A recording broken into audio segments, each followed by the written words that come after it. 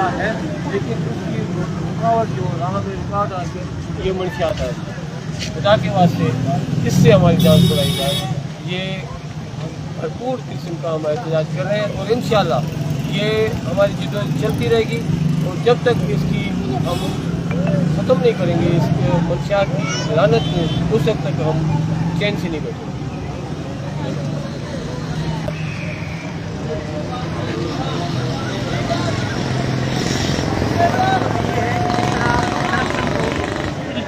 किया गया है, एक इदारत शक्ल दी गई है। बदकिस्मती से मंशियात को भी सिंध में बाकायदा इदारती शक्ल दी गई है। उसको बाकायदा इस तरह मुनज़्ज़म किया गया है कि जिस इलाके में मंशियात चलानी है उसको किसको चलानी है, किसको ठेका देना है और वहाँ कौन सा एसपी लगाना है, कौन सा पुलिस ऑफिसर लगाना है। उसको हिदायत दी जाती है कि कतई तौर पे फला आदमियों को आपको हाथ भी नहीं लगाना। इनके बैड गवर्नेंस की वजह से सिंध में कई बीमारियाँ जन्म ले सकती है, तो कई बीमारियाँ जन्म ले चुकी है। आज तक सिंध में जो नई बीमारियाँ थी, हार्ट अटैक नहीं था, कैंसर नहीं था, काली साई जो नहीं थी, जो हेपाटाइटिस सी थी, आज आम है। जो लोग बाकी बचते हैं उनको मंशियात के जरिए तबाह किया है। लोगों की तालीम तबाह है, रोजगार नहीं कर सकते, हुनर नहीं कर सकते। मैनपुरी, आइस, जेड ए की सफीना ये सारे जो है ना, ये खुलेआम इस तरह चलते हैं कि आपको गली गली, रास्ते, रोड पे, हर कैबिन पे, हर दुकान पे मिलेंगे।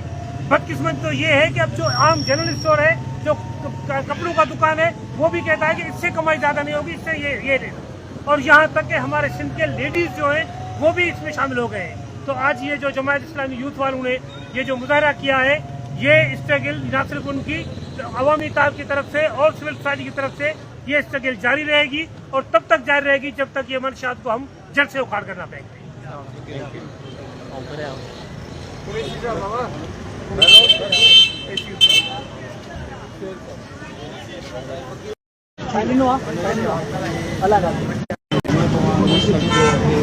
वो इस लत में लग गई है, जिस वजह से चोरी डाके आम हो रहे हैं।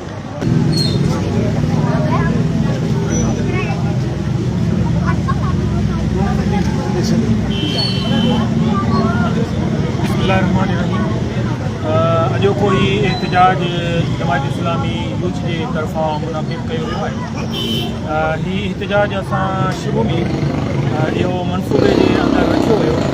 असां पंहिंजे मनसूबे में मंशियात खे सर फ़हरिस्त रखंदा, छो त नौजवान नस्ल तबाह थी रही आहे ऐं उहे तालीम खां परे निकिरी रहिया आहिनि ऐं मुआशिरे जे अंदरि नाकारा फ़र्दनि जो इज़ाफ़ो थी रहियो आहे, जंहिंजे करे बदअमनी वधी वई आहे, चोरियूं वधी वयूं आहिनि, पुरियूं वधी वयूं आहिनि ऐं असांजो इंतिहाई माहौल जेको आहे उहो ख़राबु थी चुको आहे। उन शइ खे मद्देनज़र रखी असां हिकिड़ी बाक़ाइदा तहरीक हलाई आहे त हिन मंशियात जेको होच कोन हूंदो आहे, पोइ हर क़िस्म जूं ग़लतियूं ऐं हरकतूं उहो कंदो आहे। असांजे हिन ज़िले जे अंदरि मूंखे जेसि ताईं मालूमात मिली आहे त वॾे में वॾो मंशियात जो कारोबार हले थो। चङा भला माण्हू सुठा कारोबार करे करे ऐं हिन मंशियात जे कारोबार सां मुंसलिक थी विया आहिनि। रेढ़े ते बि हाणे हीअ मंशियात मिले पई। ही नाअहल ऐं ज़ालिम, नाआक़िबत अंदेश माण्हू जिन खे न पंहिंजे अंजाम जी ख़बर आहे त सुभाणे मथां असांजा ॿार हिन में मुलविस थी वञनि, न वरी हिननि खे को ख़ुदा रसूल जो ख़ौफ़ आहे। इन्हनि हिन उम्मत खे चंद टकनि जे ख़ातिर अलाए कहिड़े मुसीबत में विझी छॾियो आहे।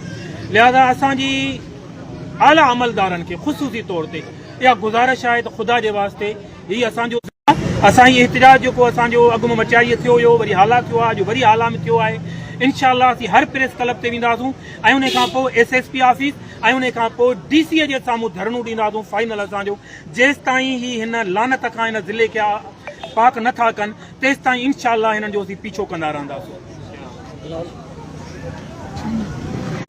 अॼु जो ई मुज़ाहिरो JI यूथ ज़िले मटियारी जे तरफ़ां कयो वियो आहे। ॾिठो वञे त हिन ज़िले मटियारीअ जे अंदरि ॾींहों ॾींहुं बदअमनी सरे फ़हरिस्त ईंदी पई वञे। इन खां अलावा बदअमनीअ जो सबबु छा आहे? उन जो सबबु इहो आहे त मंशियात आहे त बदअमनी वधे थी। जेकॾहिं मंशियात मेन बंदि थींदी त इंशाअल्लाह हिन ज़िले खे अमन मिलंदो। बुनियादी जेको हिन जो मसइलो इहो आहे त अमन जेको ख़राबु थियल आहे त मंशियात जो ख़ात्मो कयो वञे ज़िले मटियारीअ मां ऐं हिन ज़िले खे पुरअमन जल्द खां जल्द ठाहियो वञे।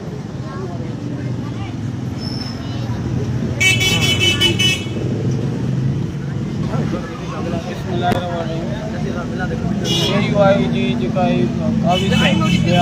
क़ाबिल सचाइश आहे असां इन जी साथ करण लाइ मटियारी आवामी तव्हांजे प्लेटफॉर्म तां गॾु थिया आहियूं ऐं हिन सां हमेशह गॾु रहंदासीं।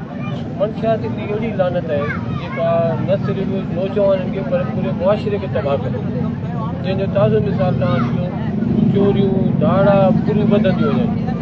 ऐं मुतलका मुक़ाम खे मूंखे अर्ज़ु थो करियां, हथ वधी अर्ज़ु ख़ुदा जे वास्ते इहा जेका लानत आहे, इहो जेको नासूर आहे, इहो न सिर्फ़ु अॼु जो पर असांजे आईंदे मुस्तक़बिल जे लाइ बि तबाही जो बाइस आहे। ख़ुदा जे वास्ते पंहिंजे क़ौम सां सचाई ॾेखारियूं, घटि में घटि ॾिसो करप्शन असांजे हिन हफ़्ते जेको मौजूदा हुकुमरान करप्शन जा सभु लीका लताड़े चुका आहिनि। रोडनि जी हालत ॾिसो, स्कूलनि जी हालत ॾिसो, इस्पतालुनि जी हालत ॾिसो, किथे बि का बि सहूलियत कान्हे हिकिड़े ग़रीब आवाम खे। हिकिड़े ग़रीब आवाम खे सिर्फ़ु जीअण जो हक़ु आहे, उहो बि मंशिया जी सूरत में उनखे तबाह बि कयो वञे, उनजी औलाद खे क्रिमिनल पियो ठाहियो वञे, उनजी औलाद खे चरियो एबनॉर्मल पियो कयो वञे। हिकिड़ो अहिड़ो फ़र्ज़ु तो पैदा थिए जेको मंशिया जो आदि, हिकिड़ो अहिड़ो फ़र्ज़ु जेको मुआशिरे ते बि ॿार आहे त पंहिंजे सिटीज़न ते ॿार आहे, कंहिं कम जो कोन्हे पर तकलीफ़ुनि जो बाइस आहे। त इन करे आउं चवंदो ख़ुदा जे वास्ते हिन लानत खां असांखे जान छॾाए छुटकारो ॾियारियो। त तव्हांजी तमामु घणी महिरबानी, न त असां रोईंदा रहंदासीं, तकलीफ़ूं कंदा रहंदासीं ऐं इहो एहतिजाज असांजा हलंदा रहंदा। इहो न सोचो कि अॼु जो ई आख़िरी एहतिजाज आहे, असांजा हाणे एहतिजाज हलंदा रहंदा।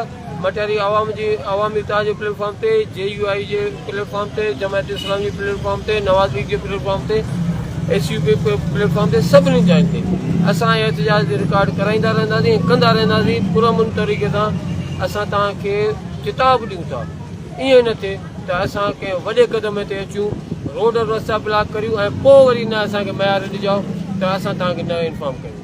महिरबानी।